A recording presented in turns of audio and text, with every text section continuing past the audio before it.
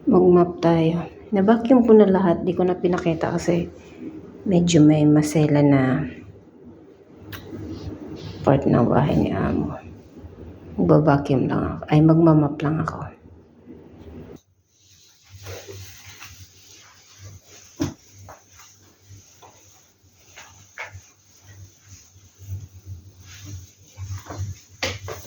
Na-vacuum ko na siya kanina. Tapos na. Bilis lang naman maglinis kasi lahat naman sa part ng bahay nililinis ko araw-araw. Kaya mabilis na lang.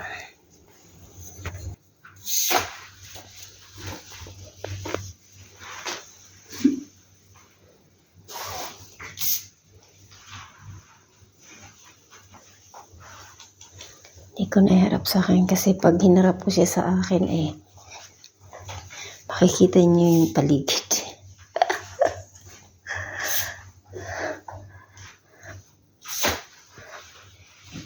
Ito na lang.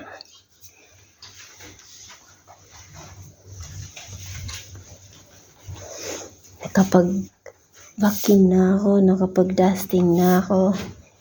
Ito na yung last. Mop na lang.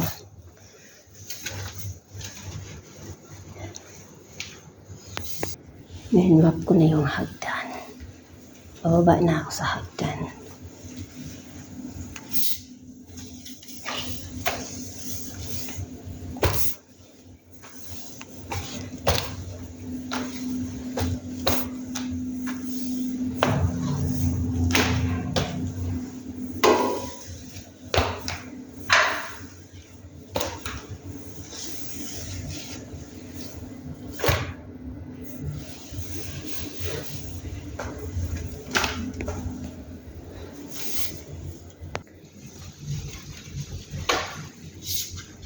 Yung bahay ni Amo mabilis linisin kasi hindi sila makalat, hindi sila dugyot.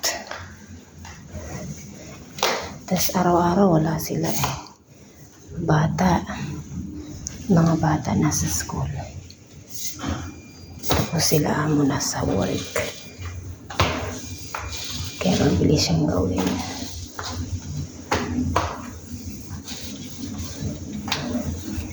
Malinis ang bahay.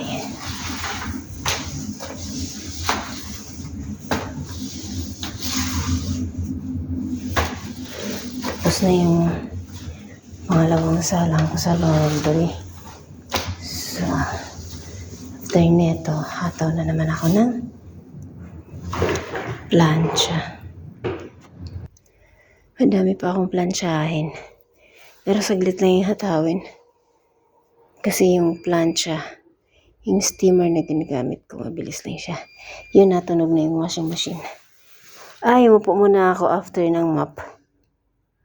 Thank you po for watching. Like naman po at subscribe, please. Thank you. God bless po.